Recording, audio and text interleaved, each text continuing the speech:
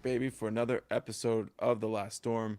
Dave and I are here to talk about the game we just played against the Suns. It was not very close, but in the end, we got to see a lot of good minutes from the young guys. Uzman game in a row with double figures.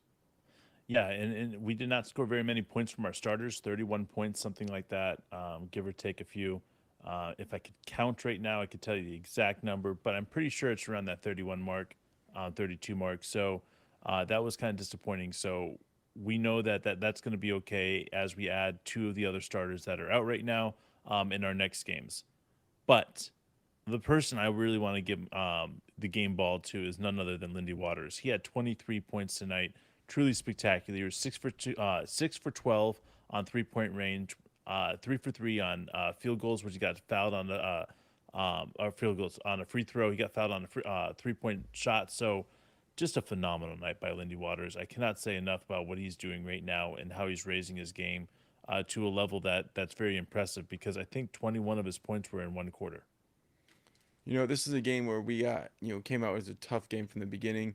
We got to see Sarge get a technical, Coach got a technical. So both of those things for me, I like to highlight and say, "Fuck yeah, man! Things aren't going your way. The refs aren't giving you the calls. Yell at them. Get a technical. Let's make it memorable." It's heart, man. Anytime that you see these guys can give that heart, give that extra passion out there, you want to see it. And when Coach got fired up, I felt like we responded really well to it. Not every time are you able to respond well to a technical, but at that given time, Coach was yelling at the refs and giving it to them. And then again, for me, I saw it and I was like, that's what I need to see from Coach. I need to see that fire from Coach because the players, it's all about response. One of them already got technical because they're not getting the calls. You see Coach agreeing with Sarge saying, yes, you are right. You are right. You got fouled. And then, a call doesn't go your way. Gets a technical in the middle of it, made it emotional for the refs, and he didn't get the call that should have gotten. So again, it just sucks. But I look at this the way the guys played and the way that Josh Giddey came out in that second half and put 10 points up while he was still playing when the game was semi close.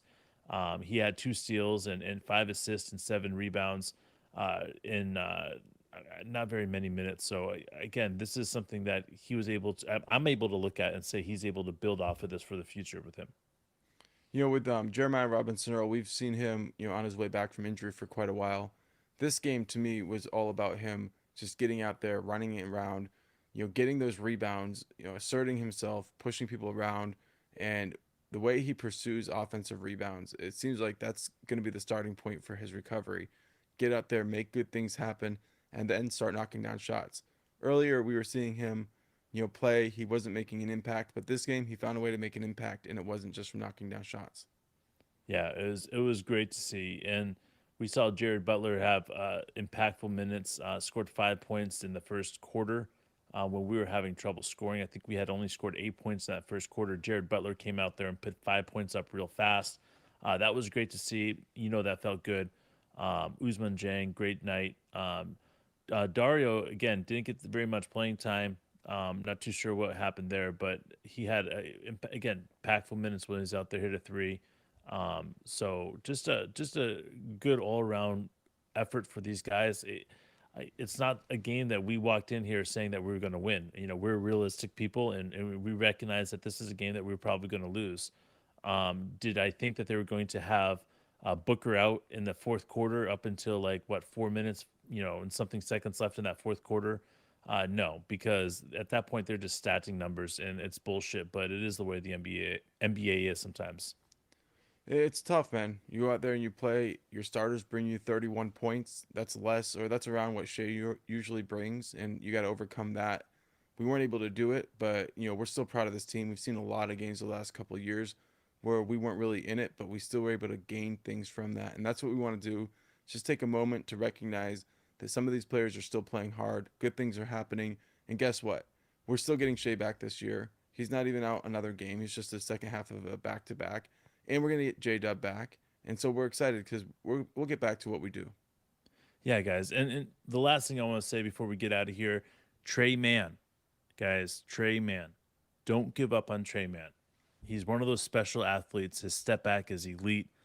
if he can just figure out how to work in the system, and that's going to be coming from coach and him. So I don't think he's going anywhere. I would be sad if they traded him now, because I still think he can figure it out this offseason and figure out a place for him and where he fits. So stay tuned for that. Whatever you do, just don't stop believing.